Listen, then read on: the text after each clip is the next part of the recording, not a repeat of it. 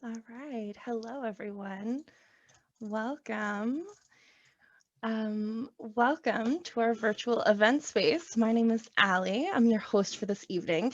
And as much as I wish we were all here in person, we so appreciate you all showing up to support your local independent bookstores, even online.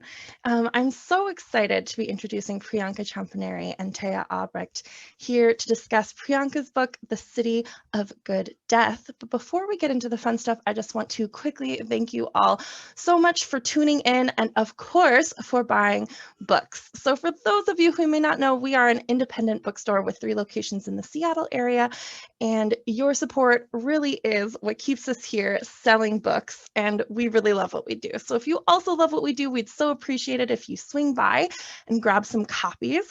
Or if you are not local, we do ship. I will be linking books in chat all evening, so it'll be super easy for you to go ahead and find them. And of course, we are so, so grateful for your support.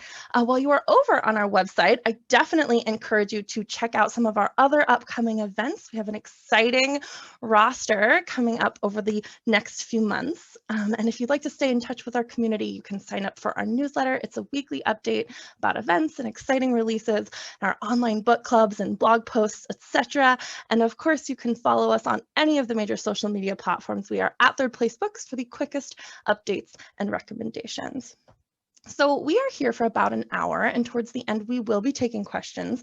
So if you have any questions, which we very much hope that you do, go ahead and leave those in the Q&A box, which is different than the chat box. The chat is great for virtual applause and connecting with each other, but when it comes time for questions, do make sure those end up in the Q&A so that we can most easily find them. And I believe that that is all of my housekeeping. So without further ado, I am so thrilled to introduce Priyanka Champaneri, who has been a fellow at the Virginia Center for the Creative Arts numerous times and received the Restless Books Prize for New Immigrant Writing for her first novel, The City of Good Death. In it, she brings us inside India's holy city of Banaras, where the manager of a death hostel shepherds the dying to seek a good death. In conversation this evening, I'm so happy to welcome Téa Obreht, author of The Tiger's Wife, which won the 2011 Orange Prize for Fiction and a 2011 National Book Award finalist, and an international bestseller, and Inland, which was an instant New York Times bestseller, appeared on a numerous Best of the Year lists and on Obama's summer reading list of 2019. Her work has been widely anthologized and has appeared in the Best American Short Stories, The New Yorker, The Atlantic, Vogue, and many, many others. So thank you both so very much for being here. I am so excited to listen in on this conversation. If you need anything, of course, give me a shout. That goes for all of you attendees as well. I will be in the chat, keeping an eye on things. And with that, I believe we have a reading coming up. So I'll pass the stage off to our authors. Welcome. Allie, thank you so much for that introduction. You're the best. And thank you to Third Place Books for hosting all of us. Thank you, Téa, for this conversation. I'm super excited. And thank you all of you for deciding to, listen to Téa and I gab on for about an hour. So let's go ahead and get started. We're going to gab about an absolutely brilliant book. Thank you so much for writing it and for being here. And yeah. Absolutely. Well, let me do my reading, Téa, and let's see how brilliant it is based on the reading. It's going to be very, very short, everybody. If you happen to have the book, it starts on page 11, so it's very close to the beginning. The book opens with a dead body being pulled out of the river. And the book is set, as Ali mentioned, in India's holy city of Benares.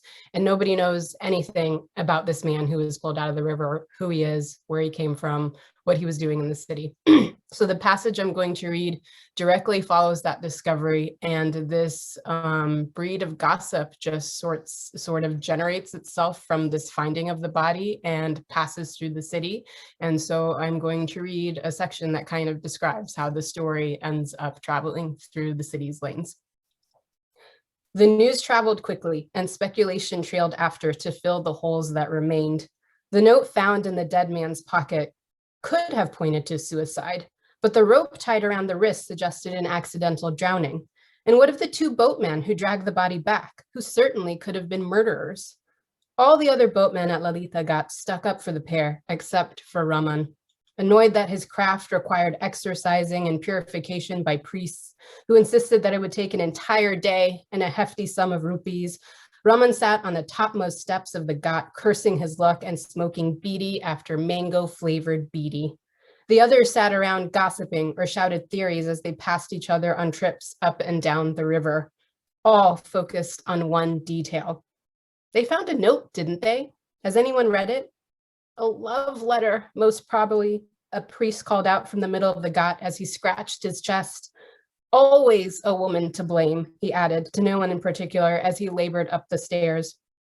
Debts, more likely. Perhaps he had a curse on his head. Or he was looking for Yamraj. See how close he was to Magadha? Nonsense. He was drunk and he fell over. That Raman should have secured things better. What kind of duffer leaves his boat free for anyone to take? Well, he died in Kashi, so at least he will find peace. What fool would call that a good death? Kashi or no? Someone said the man's ghost is already terrorizing that widow in the woodworker's alley. Is it surprising? What to expect when the wretch dies in the middle of the river, on Magadha's doorstep, no less? Tales of what had happened, what might have happened, and what didn't happen swelled across the city, ferried from boatmen to ghatier, carried by rickshaw drivers and cart pullers, festering inside shops and whispered via family matriarchs, drifting to the street sweepers and even the drunks and lechers too ashamed to show themselves in the light. In the course of the telling, the truth expanded, broke into pieces, gilded itself, tripped in a puddle of filth, swabbed itself dry, and left fragments behind, until everyone in the old city knew at least some version of the story. Everyone, that is, except for the one who mattered most. Thank you. That was really wonderful. Thank you, Téa. And I think that might have remained the same from the draft that you saw all the way up until the end, because that draft went through a lot of work after you saw it. Sure, and I feel like that's one of the most surprising journeys about a first book, right? You write something not really expecting it to live this other life for a reader who's invited in. Oh, thank you for applauding. Sorry, I read you can't hear us, and I thought we can't hear you, and then I thought that too. I was like, hear each other in this bubble that we're in. But I'm going to ask you about the editing process, actually, and I'm really, really thrilled to be talking to you. I first fell in love with this book in 2018 when I read it. And it's come a long way, and it's been a long journey for you, and what an achievement. So congratulations on its publication. Well, you had a lot to do with that, so let's not go on talking about how I did everything all by myself. I'm afraid that most writers do everything by themselves, except for the editors and the support system. I want to kick things off by, I have a million questions for you. We're going to try to get through 500,000 of them, and then make some room for your devoted readers in the audience. But I want to start off with a question that I totally stole from Daisy Johnson. I have to own up to that, because now it's the only question that I want to open Q&As with. But she was the first person who she asked it of me, and then I thought, wow, amazing, I've never answered this question. So my question is, can you tell us what you were like as a child, both as a reader and as a small individual? Oh my gosh, I really do love this question. You're right. It is such a great question. Oh gosh, I think as a child, so first personality wise, I think, especially when I look back at pictures of myself, it kind of confirms that I was really, really imaginative, very, very talkative and garrulous, incredibly talkative. And just, I think the thing I miss most about being a child, Téa, is that absolutely no sense of time, but also no sense of self. I had no sense of me being a person. I just really did exist in the world, and moment by moment, I had no sense of future, no sense of past. And like any child, that's like not unique to me. It's, I think it's just, just inherent to childhood. And then at a certain point, I definitely became quieter and more aloof. And I think that's something that happens to a lot of girls, especially in our generation, where you're told, or you kind of find out from the body language, or you emotionally read the room, that you're talking too much, or that you are, because I was the girl who always raised my hand no matter what, because I thought that's what you were supposed to do. Because, my parents are from India, they're from Gujarat. Education is really, really highly valued over anything, over athletics, over hobbies, over whatever. So I was the girl who always raised my hand, and I slowly began to understand that that was not the way to be within this time and this place. But I read a lot, and we didn't have any, my brother, I have one older brother. We didn't have any kids our age on our street. So he was my primary playmate. So I grew up as a utter tomboy. I knew how to play all of the sports that he wanted to play. But then when I wanted to do what I wanted to do, it was always read. It was read or go in the backyard and play with my fairy imaginary friends, and just like spend like hours in my room upstairs reading, or in the backyard, just off in my own world. And as a reader, as a child, we primarily used our public library, and I still am a huge, huge fan of my public library. And then if I really, really, really loved a book, then my parents would take me to a bookstore maybe like once or twice a year, because we were quite frugal growing up. And then that would be a special treat to be able to buy that book. But what ended up happening, I was thinking about this because you had messaged me about it earlier, like, what did you read as a child? And I realized I read a lot of the same books over and over and over again. I wasn't an adventurous reader. I think sometimes I was scared of finding a new story, and I found more comfort in just staying in the same story and reading it over and over again. And because I read them so often, those are now like ingrained in my head, and I know them back to front. But the books that I really enjoyed are the Dover Books Rainbow series of fairy books. Do you know those, that are edited by Andrew Lang? Yeah. Oh my gosh. So this series of books is just absolutely marvelous, particularly for its time, because the person who edited them, I think he was living in the 1800s.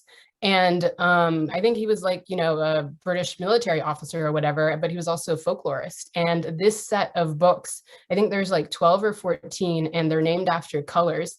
And he's spanning fairy tales and folklore from the entire globe. So it was a marvelous collection, and my public library had all of them. So I just kept checking them out repeatedly. And the ones that were my favorite were like the olive and the green and the gray and the brown, because those had fairy tales from India and Pakistan and the Punjab region, from the Middle Eastern region, from Japan and China. Because I obviously in school was really familiar with European fairy tales. We all are when you grow up in America, but I was really hungry for these other fairy tales, Eastern European ones as well. So I really loved those books. I also really loved Anne of Green Gables, that whole series. Ate those up, absolutely ate those up, and read them to pieces. And all of Roald Dahl, all of him. And I know he's a very controversial figure, and I totally understand that. But those books, man, that sinister humor that he has going on, and just like utter boundless imagination. When I think of like one of my favorites is The Giraffe and the Pelly and Me, where they're like, if for folks out there who are unfamiliar, it's these three animals, a pelican, a monkey, and a giraffe, who decide to open a window washing company, like, because the giraffe is tall enough to be the ladder, and the pelican like flies up and holds the bucket of water, and the monkey is the one washing the windows. I mean, oh my gosh, what? And he doesn't explain any of it. That's the thing in his marvelous scenarios, like the twits or the enormous crocodile. There's no explanation for the fact that these fantastic things are happening. He just runs with it and he goes with it. So those were like the really, really big kind of hitting books in my mind. And I will tell you, they made such an impact on me because, again, I was always getting all of these from the library. I never had personal copies of my own when I was a kid. One of the first things I did when I finally got my first full-time job was I bought complete sets of every single one of those things because I had loved them so much as a child and I still love them. And it just seemed to me like the perfect achievement of adulthood that now I could afford to go out and buy those on my own and have them on my own. That's amazing. I love that. I love that. Yeah, it's funny. It seems like I mean, if you read Roald Dahl as a kid, and totally agree about his you know, his rising controversiality in the you know, in the culture right now.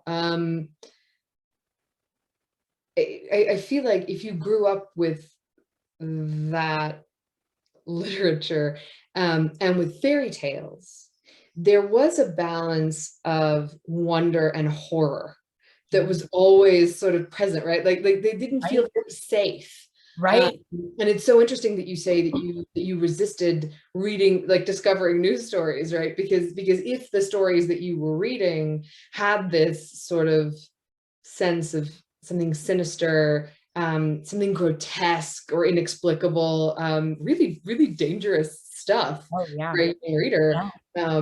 Yeah, it would make sense that you know, he almost fools you a bit, like, you know, a chocolate factory. That's really cool. They make candy there. Why wouldn't you write about that? Or like a giraffe. Those are fun. Like, why wouldn't I read about that? He really does fool you. And then like looking back as an adult, I'm just like, whoa, man, there's a lot going on. But then he has books like Danny, the Champion of the World, one of my favorite books, oh my gosh, of all time. And that book is just, you know, there's sinister elements to it, but it's utterly sweet. It's just so touching, like in terms of just that father-son relationship. Totally. Although even in those books, I mean, in Danny the Champion of the World, and the other one with, oh my goodness, what's it called? I can't remember it now, but there's if there's not something supernatural happening, someone is drugging somebody. Yeah. Like, and the idea now is, let's put drugs in the pheasant's feed, or in like grandma's jar or whatever. So yeah. That's amazing. I love that. Thank you for answering that question. Thank you for asking it. Of course. I feel like we had a very similar literary upbringing, which is kind of cool to discover. I love that. And now I want to ask you about your work. And can you tell us a little bit about the very first germ of the idea for this novel? Yeah. What was your inroads into the world of what would ultimately become the story? And then what was the first thing you wrote? Yeah, so when I worked a full-time job in between college and graduate school, so I wasn't in school when this happened, and I had a coworker in my office who would randomly send a group of people every day, like random email of the day. And one day he sent me an email and he just sent it to me, and it was a Reuters article. And I clicked on the link, and the title of the article was "Check in and Die in 2 weeks or Get Out."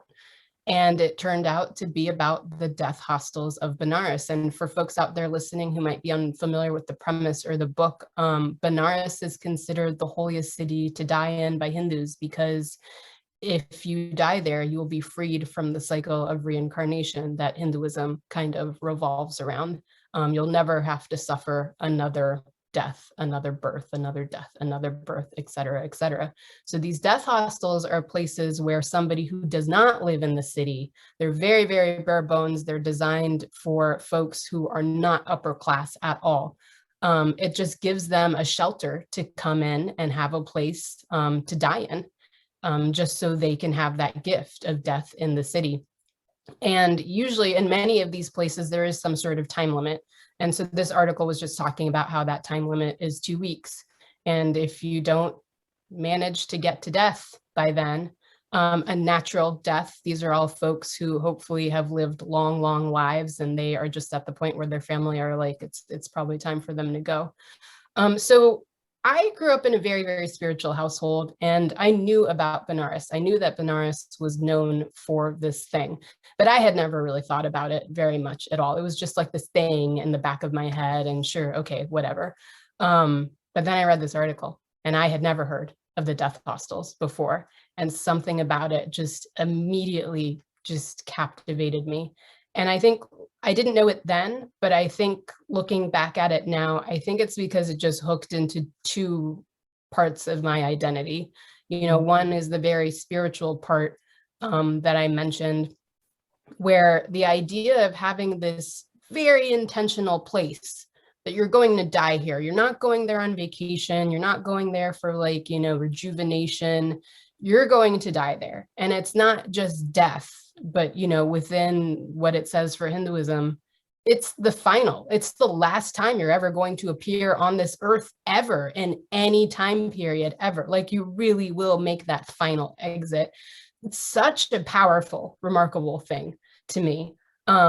So to have an idea of a shelter, of a place where you can do that, the idea of what it promises is remarkable, but the idea of having a shelter for that, that just seemed sure, like normal, like, you know, this is a necessity, like you're going on a road trip, we need to stop for the evening, like we need to have a place to sleep. It just seemed like that. But, you know, I was also born and raised in the United States, and I've lived here my whole life. So I'm also very, very familiar with a different point of view and perspective, that Western perspective, which is rooted in Judeo-Christianity. And from that perspective, I could see that such a place was not normal. It was perhaps entirely counter to how death was approached from that perspective. And it just seemed like an idea that was just so ripe for all kinds of things. Anything could happen in this kind of setting.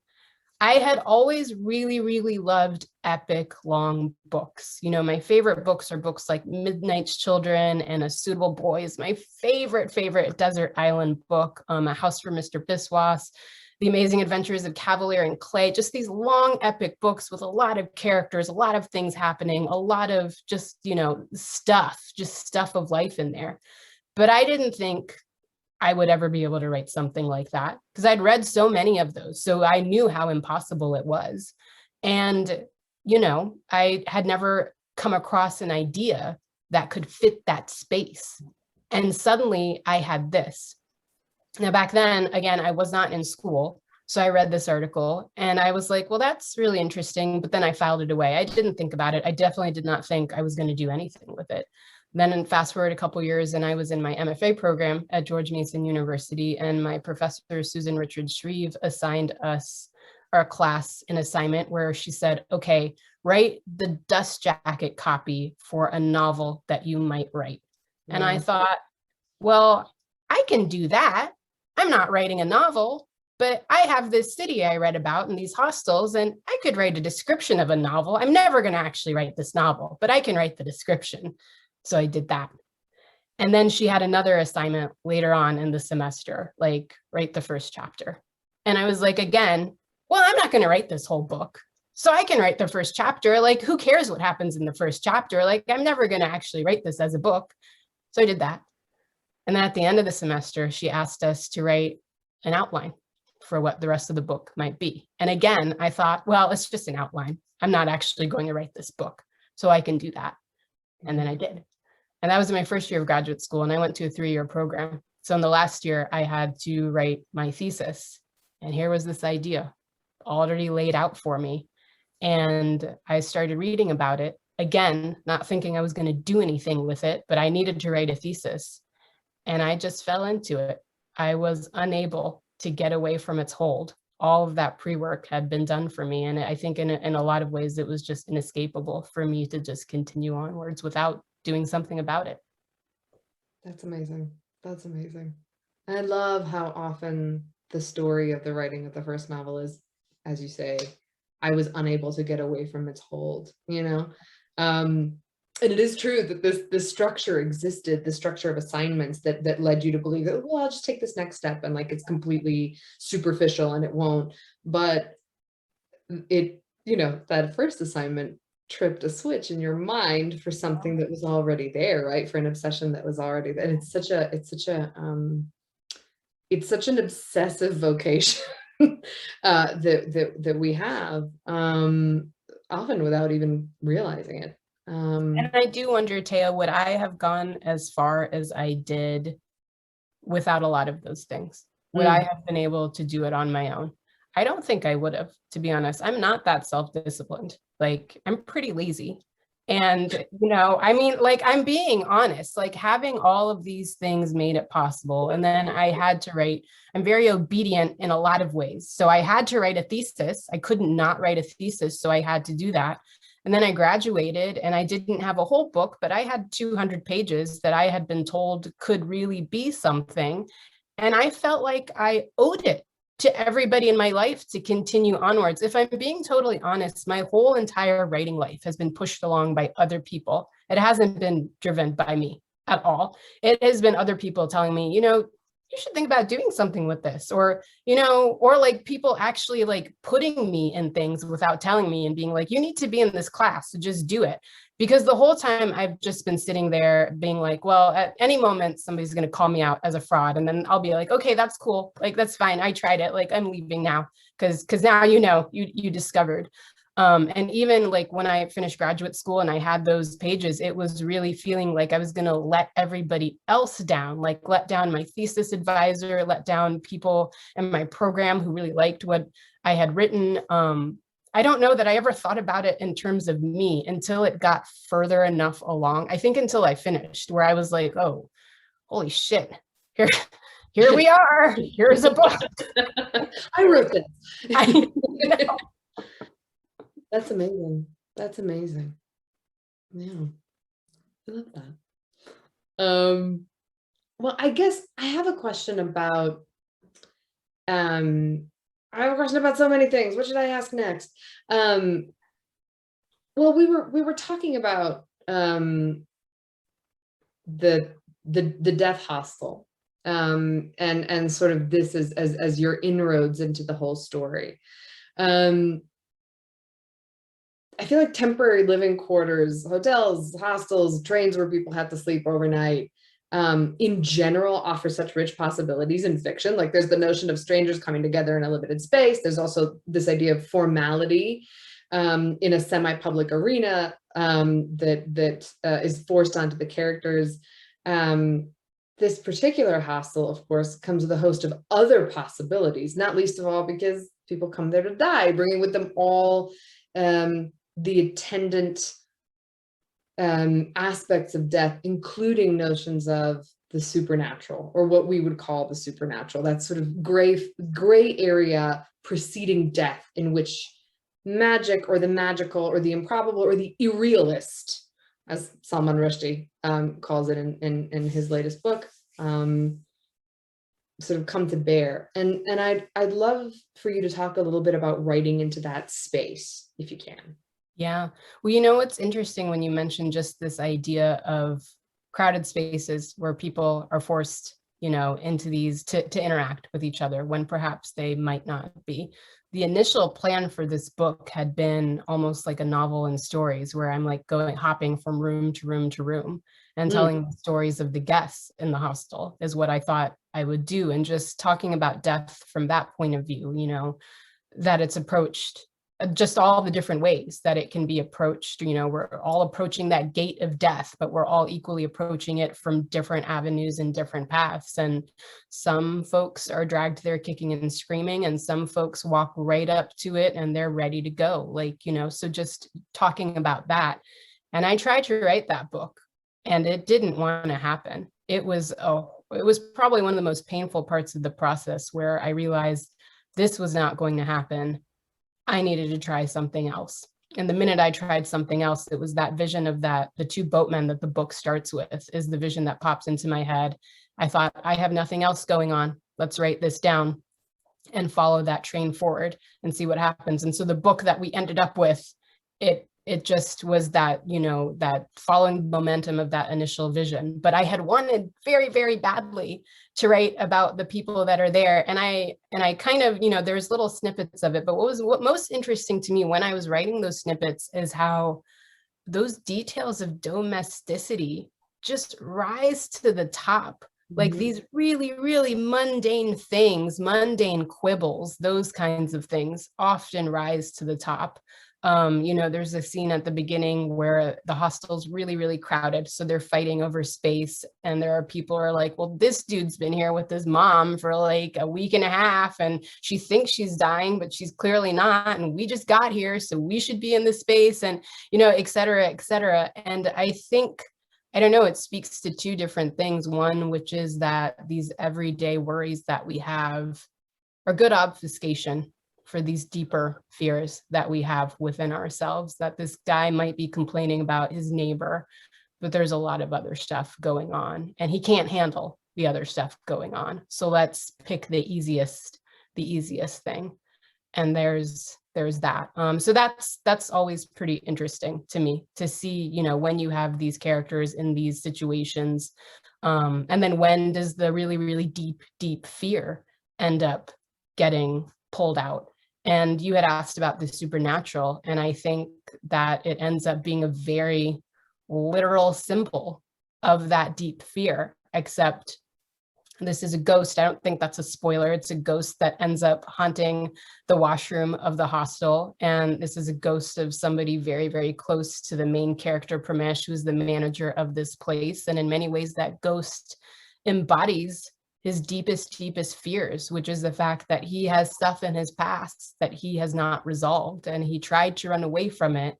And he perhaps thought he succeeded for 10 years, but now he can't hide anymore. He can't bring up this random domestic detail to complain about because this ghost is causing this massive disturbance when it first comes every night, you know, at 2 a.m. So then he has to deal with it. And then what happens next? So it was a lot of fun to play with all of that. And the ghost was not planned. It was that moment where I talked about like just starting this book with a dead body and me realizing, well, started with a dead body, gonna have to do something with it, I guess. Let's have a ghost. Let's see what happens next. Like literally, like I'm not even being facetious. Like really, like it was really like, okay, and then what happens? And then what happens? And then what happens? Because I mentioned writing an outline, and I quickly discovered I can't write by outlines. Like I'm entirely organic. I'm writing to find out what happens next. So if the book has any surprise for the reader, know that it was all a surprise for me too when I was writing it. That's amazing. So you follow, you're a follower, not an outliner. One of my original questions. Sort of, are you an event-based? Are you an event, like, you know, do you know all the major events, and then are you discovering how the characters respond to them? But you're discovering everything as you go. That's an amazing thing. Yeah. I admire it so much. Well, it's so painful. Which one are you? Are you organic? I have to know the whole story from start to finish, at least the big events. And then sort of smaller events will intrude and surprise, and who the characters are and what it means to them is the sort of discovery phase. But I can't, unless I know sort of even vaguely, if I can't tell myself like this is what happens, you know, I can't proceed, which is sort of which is difficult, because those things, you know, the organic thing you're talking about, it feeds into the plot, you know, obviously. But it's so painful, and it's rife with uncertainty. I mean, this whole process took 10 years, you know, about 8 of those 10 years were writing it.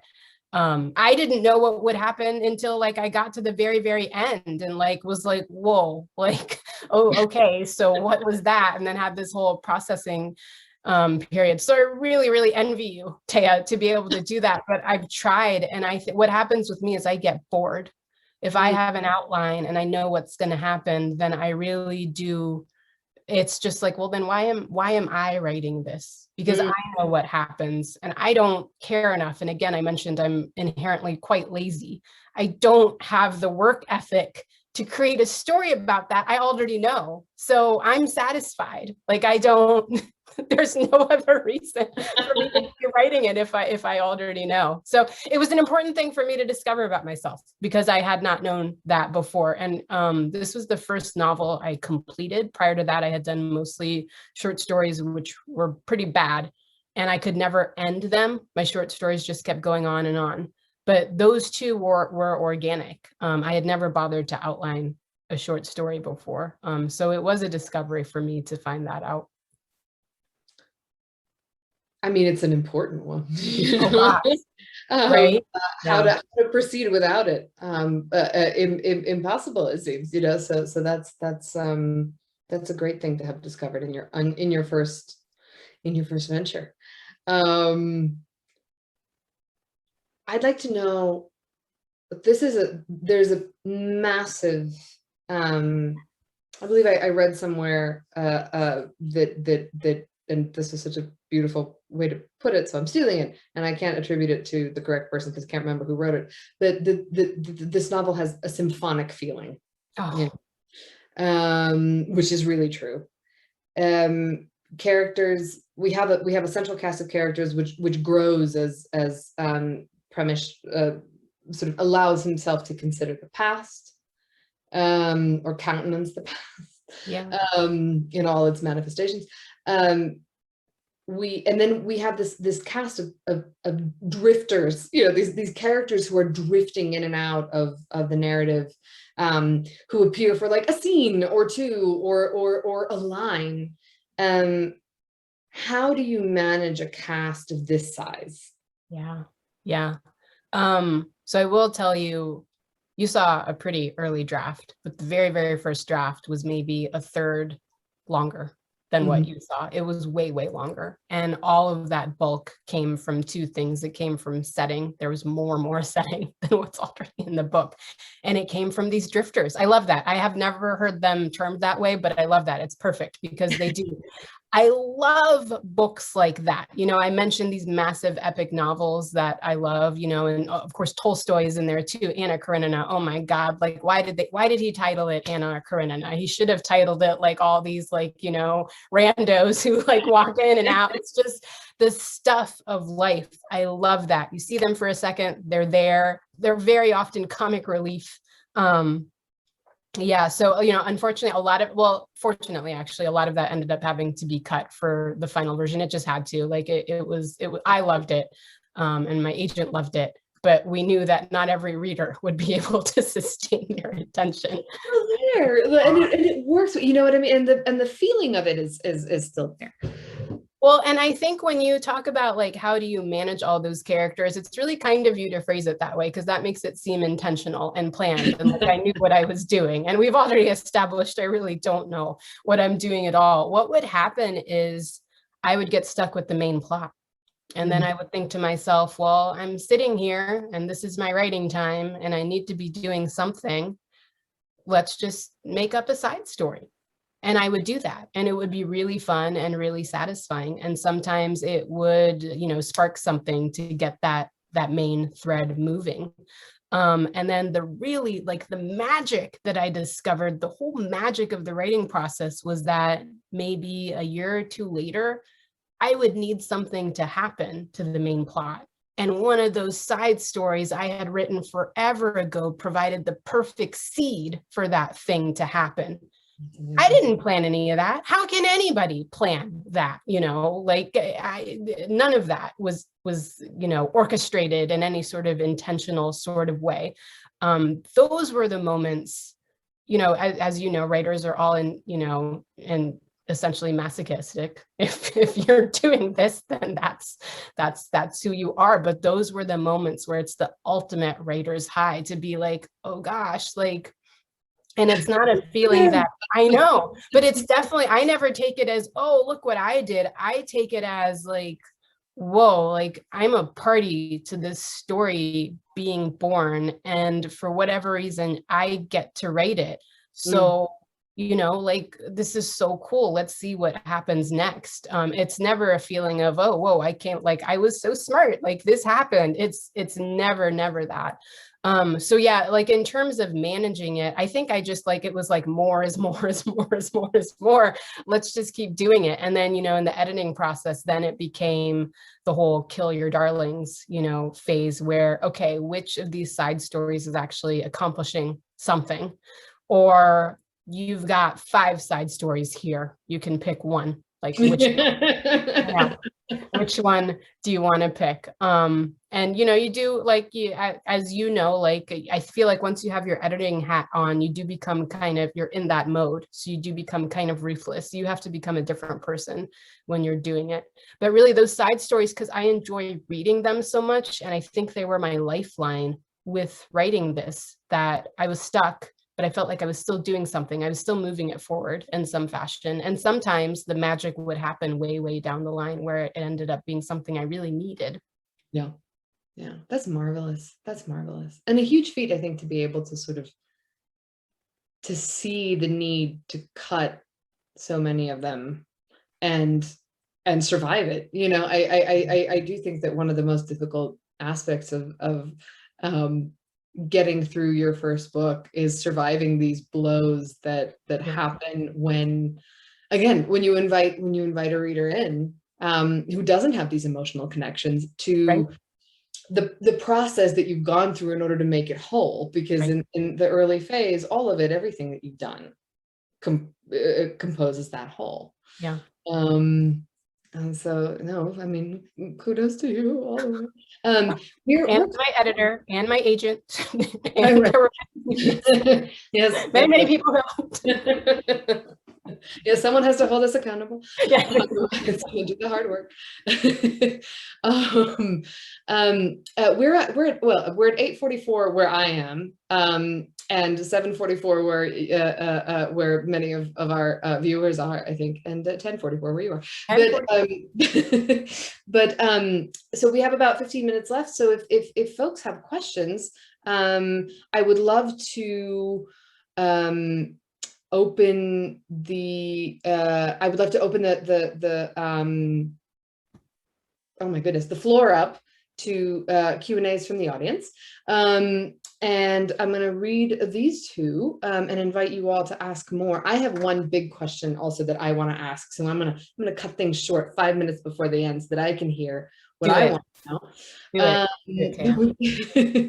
We've got a question here from Lynn, who wants to know whether you ever visited Banaras, Varanasi. Here. I am so glad, Lynn, thank you for asking that, because this is one thing I try to mention in every event that I do, which is that I have never visited Benares physically at all. I have been to India twice, only ever as a tourist. And my family is from the state of Gujarat, and Banaras is in Uttar Pradesh. It's in a totally different state. And that caused me a lot of hesitation, a lot of anxiety, and a lot of trepidation about setting a story within a city that I had never visited. I did not have any familial heritage from that city. I didn't have any ownership over that city. And here I had decided to take very strange ownership of it and set this fictional tale there. And I had never laid eyes on it.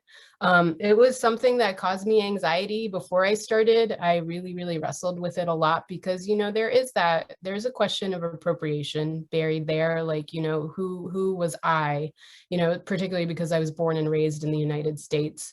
You know, like, was I Indian enough? Was I whatever enough to be able to do this?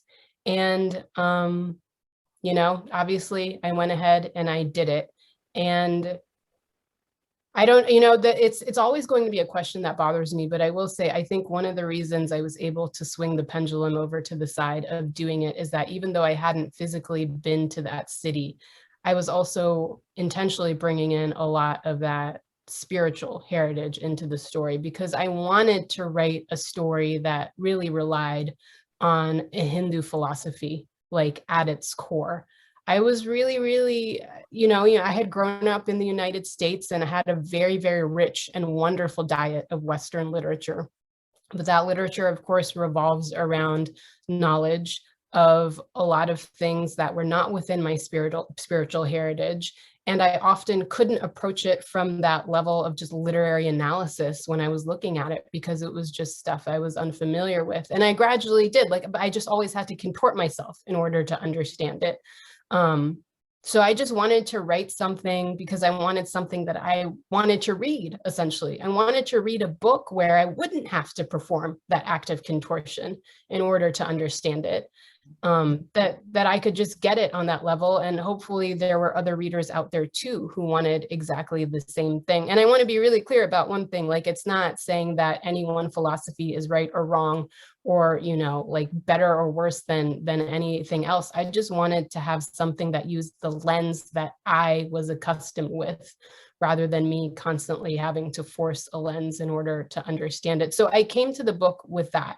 And I also came to the book with the fact that even though I hadn't been to Benares, I had been to India twice, and I had packed away enough visual memory that ended up like, so all of the really sensory things that anybody might encounter when they're reading the book is all coming from that memory. And then of course, there's just the massive research that goes into it, looking at so many different collections of photography and looking at film and video and et cetera, to just place myself there. I will say that I'm kind of like going into this long essay. I'm sorry, Lynn, that's not what you asked, but just one more thing. Even with all of that, I still have felt massive anxiety. And this book was, I'm really very, very fortunate. Penguin India published this book in India. And when I knew that was happening, I just became even more anxiety laden, because again, who was I? Who was I coming into India and being like, I'm going to tell a story about, you know, real people who live in this real city, and I'm just going to make stuff up. And the reaction, like the folks who reach out to me on Instagram, like the emails I have done, the people I've interacted with, and like events I've been able to do virtually in India has blown my mind. And I am just eternally humbled and grateful, because I have people who message me and say, I live in Benares. I can't believe you have never been here. Like, and then I have people like go to one of the ghats and they have the boat in the background and they take a picture of the book next to the river, like where the boats are, like, and it looks exactly as it looks in my head. And it's like, the book has traveled to these places that I haven't been. Like, it's the biggest compliment. So no, I have not been, and I'm sorry that was a very long answer to your question, but I appreciate you asking it, Lynn, because again, it is something that I like to just, you know, put out there in the open to say that I did make a choice to write about this place that I haven't been to. I mean, I think it's such a difficult, it was a beautiful answer. Lynn has sent you a smiley face in the Q&A. Thank you, Lynn. I don't know that. I think that you know, being the writer of a diaspora is really challenging with so many of these ethical questions, and notions of one's own identity and one's place in the identity of home, and then the identity of home abroad, right? And you know, how your voice fits into the chorus of voices of your particular cultural diaspora is a huge consideration. And then sometimes it turns out that it's not a chorus at all. You know, in certain instances, it's just you. And then that's a very difficult thing too. So it's you know, kudos to you for grappling with these things. This actually leads perfectly into my question. Okay. So I'm going to ask my question now, and then I'll ask the question, the last question from the Q&A. Okay. This book won the Restless Books Prize for New Immigrant Writing. You've talked about your upbringing, your spiritual life, and your sort of Hindu cultural reference point, and contorting yourself into sort of the space of a different culture. Immigrants and members of any diaspora face a very particular set of considerations in our writing projects. How do we express nostalgia for a place that's part of us, but to which we may have limited access? How do we simultaneously show love and offer critique? How do we do any of this in a language that is not central to the culture's ways of storytelling or philosophy or self-understanding? How do we write towards members of our culture without excluding a wider audience? And then how do we invite new readers in without exoticizing or being reductive? How, you know, what other challenges did you face, and as you wrote this book? You know, you had mentioned the exoticizing of culture, which of course India has been subject to in basically every single artistic medium that's out there. And For I think time out of mind, like yeah, right, yeah. That was definitely number one in my mind, where it was like, we're not doing this. We're not doing the snake charmer thing. We're not doing, like, despite my Bollywood earrings, we're not doing that. We're not doing the jangle jangle. Like, you know, we're not, that's not what we're doing. You know, so that's definitely something that I think the answer to all of those questions, actually, Téa, and maybe this is too simplistic, but it's just empathy, that no matter what you do at the end of the day, your characters have to be real people. And after all, we're just a single species. For all we love to, like, create these differentiations between ourselves and these dividers and stuff, we all need to eat. We all need to have people to love. We all need to have safety and shelter. There are universal things that we all need to have, and we all have fears that are universal. We all have things that we seek that are universal.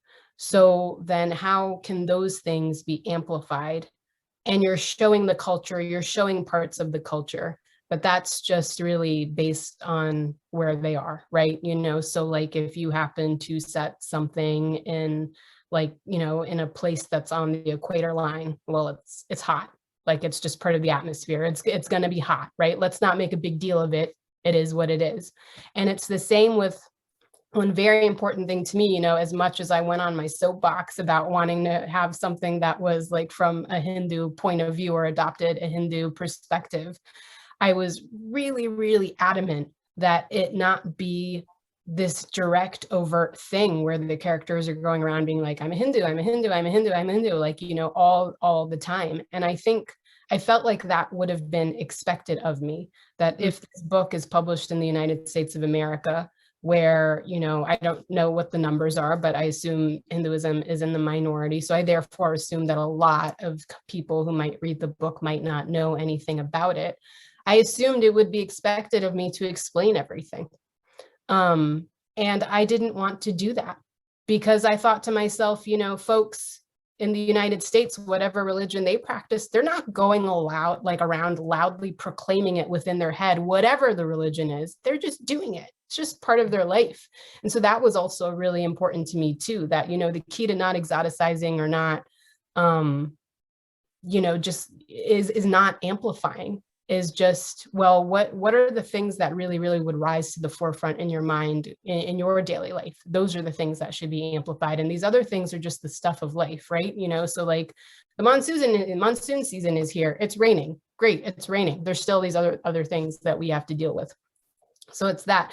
But I really think just empathy is just the key to all of that. And then if you're able to do that and create characters that are real, you could set your book wherever you wanted to, in whatever time period that you want to. I mean, look at your inland, your beautiful, beautiful inland. I mean, you know, like, I generally don't read, I don't categorize your book. Obviously, it's taking place in a historical time period, but I'm not reading it because of that. I'm reading it because of Nora. And, you know, because of, I'm really bad with characters' names, but the other main character with his camel, with Uri, like, you know, like, I'm reading it for them because I identified with them and I loved them and they were real people to me. So the other stuff, it's just gravy that I'm getting the atmospheric, and I just happen to be learning stuff along the way. But really, you're there for the human journey. And I feel like that's the answer for any writer who's like in that quandary. And it was certainly my North Star whenever I got stuck, or whenever I felt like something didn't feel right, like the writing wasn't right.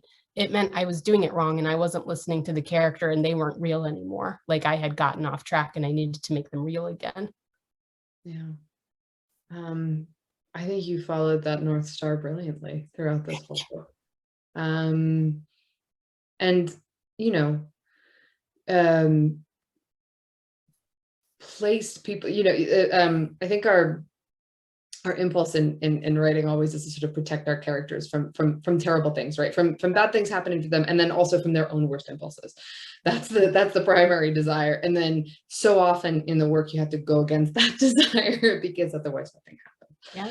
And then they aren't real because we all make terrible decisions all the time, and it's those decisions that lead to the fulcrums of our lives. And you've placed this cast of people dealing with the most vulnerable moments in life, and contending with death in its physical form, that's the disintegration of one's physical self, the grief of those who are left behind, and then the celebration of that notion too, in the context. And I think you've laced it with so much of what it means to be mundanely human. That every time something happens in the book, it like hits the reader right down to their core. So I can't recommend it highly enough. We're at hour 58, 8:58 for me. I don't know if that means we're out of time or if we have time for one more question. There is one more. But there we go. I say go for it. Oh, go for it? Okay. Yeah, go for it. Question. This one's from Dan. You spoke of ghosts earlier. He would love to know, what are some of your favorite hauntings in literature? Oh gosh. So I really I think it's The Little Stranger. It's a very, very large book. Yes. Yes. And she's very famous. And Sarah Waters, I think that's what her name is. Yeah. Look it up. This is going to be on YouTube. The Little Stranger is a great one. Of course, Shirley Jackson. So The Haunting of Hill House. And there's no haunting in We Have Always Lived in the Castle, but I feel like there's always the specter of that. And that's a favorite book. I'm a huge, massive fan of Penelope Fitzgerald. Like, she's top 5, top 3 rater for me. And The Bookshop, I think, has a haunting within the bookstore, just this random ghost that it's just like when it rains, I think it starts banging around, and it's like not dangerous or sinister at all. Yeah. Those are the ones that come to mind. I know that I'm missing something, but those are the big ones that come to mind. Those are great hauntings. Yeah. Well, thank you for that. Thank you, Dan, for asking. Dan says thank you also in the chat. Or in the We're also polite here. We're also thank you again, Dan. Just go back and forth with her. Thank you. I know. Well, I think that's it for the Q&A. Thank you so much for this. Last question. What are you reading right now? Oh, yes. Thank you. Thank you for asking me, Téa, because I always like to, have a couple of books and give a shout out to Third Place Books, and definitely say that if you have the means, please do buy from them. But this one, it just arrived on Tuesday. It is called Temple Alley Summer. It just came out on Tuesday. It's translated from the Japanese by the woman who wrote Spirited Away, I believe. And Téa, this is right up your alley, because it's this kid, I believe it's middle grade fiction, and it's this kid who learns that his house is on the exact location of an ancient temple where legend has it could bring the dead back to life. I will tell you, it arrived on Tuesday. I was about to read it and my mom stole it from me. So she is reading it. She's almost done. There's her bookmarker. She is ripping through it. She loves it. So I highly recommend, and it's got these fantastic illustrations in it. Definitely buy it from Third Place if you can. And one more that I did finish called Soul Lanterns by Shah Kuzki, I believe, and Third Place carries that currently. I checked, so you could definitely get it from them, but it's fabulous middle grade fiction, and this writer is writing 25 years after Hiroshima, and the story is set in Hiroshima, and it is honestly the most emotionally powerful book. It's middle grade, but it shouldn't, the story, I read everything, and this story is just absolutely remarkable. And I hope everybody reads it and starts talking about it, because it's probably one of the best books I will read this year. That's wonderful. And you can see the recommendations in the chat. Yay, thank you, Allie. Well, thank you so much for those recs. I'm going to get on that right away. So yeah. Me too. Thank you, Téa, for talking to me. This has been fabulous. And thank you again, Allie. What a pleasure. Congratulations. And thank you, Allie. Thank you. Thank you, guys. Thank you so much for being here. Hello, everyone. I am back. So we're about ready to call it a night. So I'm just going to take this moment to thank everyone who is here. I'm just going to close this out. So anyone who wants to follow links, now is the time. Jump on over there. If you want to get your hands on a copy of The City of Good Death, go ahead, follow that link. It's the top one in chat. Let us know what you thought of this event, either in person, come on in, we'd love to see you, or on social media. We'd love to hear from you anyway. Priyanka and Téa, thank you. Huge thank you for being here. This was such a wonderful talk. I was totally riveted. And I think with that, this is where we say goodnight. So, shall we let the awkward waving commence? Yes, let's wave awkwardly and all disconnect at different times. Perfect. All right. Have a good night, everybody. Good night, everyone.